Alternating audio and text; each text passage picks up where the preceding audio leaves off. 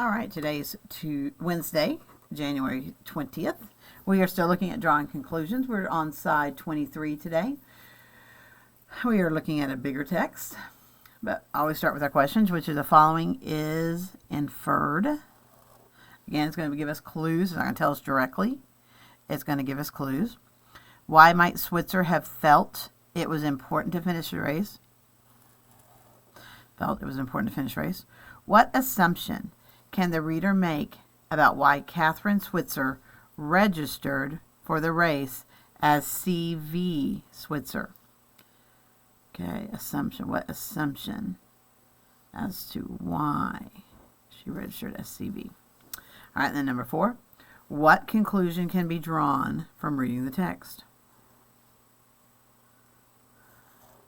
All right, so we're going to infer from the passage.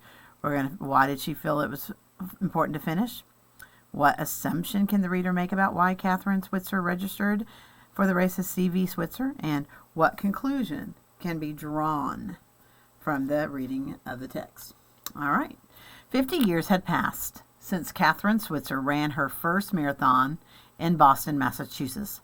She did not run the race as Kathrine Switzer. However, instead, she registered for the race using the name CV Switzer.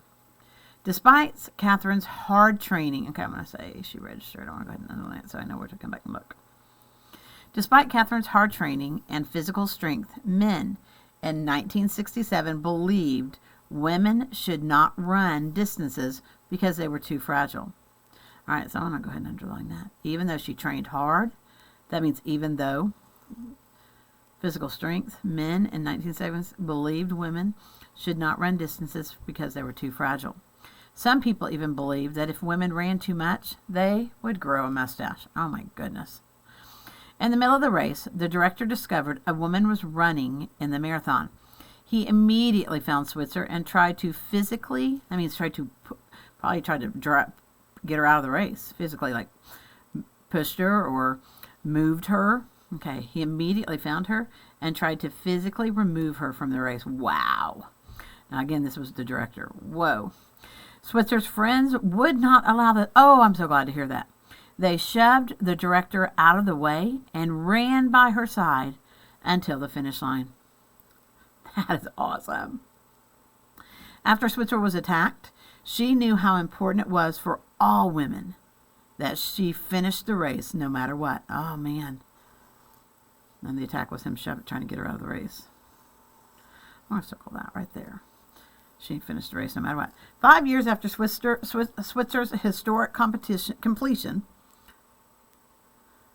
of the Boston Marathon, women were finally allowed, 5 years after, women were finally allowed to complete in the marathons without having to hide their identities. Women everywhere were inspired by Switzer's courage. They knew they were strong too. 8 women ran and completed the race in 1972. Each year, the number of women competing in the Boston Marathon grows. In 2015, 46% of the women were female. That's almost half. Switzer went on to win the 1974 New York City Marathon, and in 1975, she won second in the Boston Marathon as an official competitor. She has helped fight for the women's marathon to be included in the Olympic Games. She has been a true inspiration.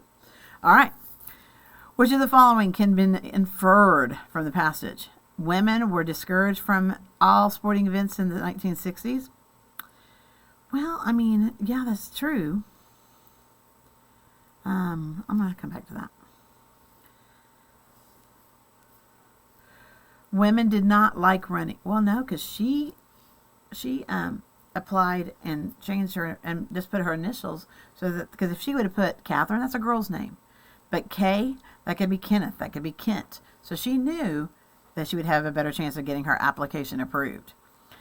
Long distance running was a male-dominated sport before 1967. Well, if 1967 was the year she tried and she was the first, then I know that is correct. All right, 2. What might Switzer have felt was more important why might Switzer have felt it was more important to finish the race? Even when the director tried to physically remove her, her friends protected her and she was able to. Why did she feel that it was important? If she didn't finish the race, people would continue believing women were not capable of a feat. Of doing it. That's a good possibility. Because right here it says, after Switzer was attacked, she knew how important it was for all women that she finished the race no matter what. She would receive negative feedback from her family and friends. Did not even talk about that. She didn't want to have to hide her identity in the next race. Well, that's true, but that wasn't why she felt it was important. So I'm going to go ahead and eliminate that. This is why she felt it. If she didn't finish the race, people would continue believing women were not capable. Remember that before 1967, they thought women were too fragile. All right. I'm going to go on and do the next days. So 121. All right, Rosa Parks. Let's look at which event in Rosa's life most likely influenced her to be courageous. Which of the following is most likely true based on evidence from the text? Most likely true based on evidence. Okay. Which of the following can be inferred from the text? And which of the following can most likely be inferred from reading? Which of these? Okay, likely, most likely inferred from reading the text.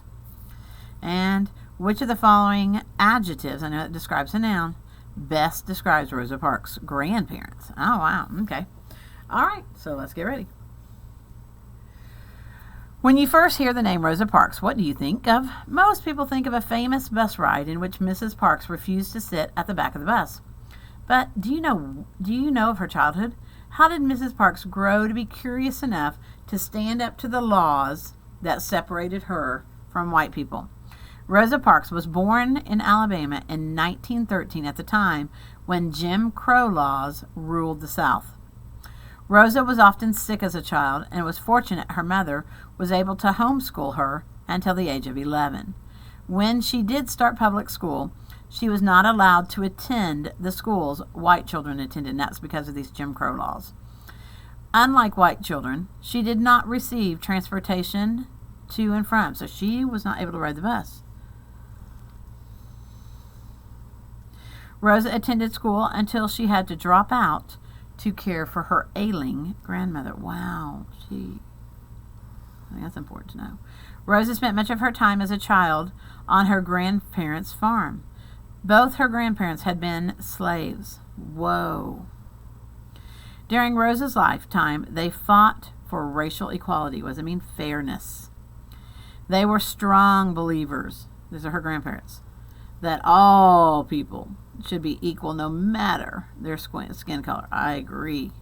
At one point in her childhood, Rosa witnessed her grandfather standing on the front porch with a shotgun. He had seen the Ku Klux Klan, and this was a group that did not like African Americans, a group infamous for their violence toward African Americans, marching down the street. He refused to succumb to fear. What does it mean to show fear? He stood guard of his family and home. Rosa's grandparents detested, hated, the Jim Crow laws and taught Rosa that these laws were wrong. Well, that explains why she was so courageous. She had grandparents that taught her that all people were equal no matter what. When Rosa feared the violence against African Americans she witnessed as a child, she knew from her grandparents how important it was to fight against oppression, means unfairness, and look toward a better future. Wow, I did not know that about her. That's cool. All right, so which event in Rosa's life most likely influenced her to be courageous? Growing up in Alabama. Well, that's true, but that didn't influence her. Dropping out of school to care for her grandparents. Well, that could be a possibility. Watching her grandfather protect his family from the KKK. Well, that right there would make a huge influence, I think. So I'm going to eliminate B, and I'm going to go with C. Man, that's a huge influence, being scared like that. Which of the following is most likely true based on evidence from the text? Rosa dropped out of school by the age of 14 to care for her grandparents. That's true. That's not what we're looking. Most likely, based on evidence. Rosa was unable to ride a school bus to school. That's a possibility. Rosa regretted dropping out of school. I mean, she probably did, but I think most likely true based on evidence is right here. Because it said here, unlike white children, she did not receive transportation to and from school. All right, number 3. Which of the following can be inferred from the text? Rosa's grandparents wanted to end slavery in the South. That's a possibility. We can look and see if there's a better answer. Rosa's grandparents remained in slavery their entire lives. Nope, they did not. I can eliminate that one.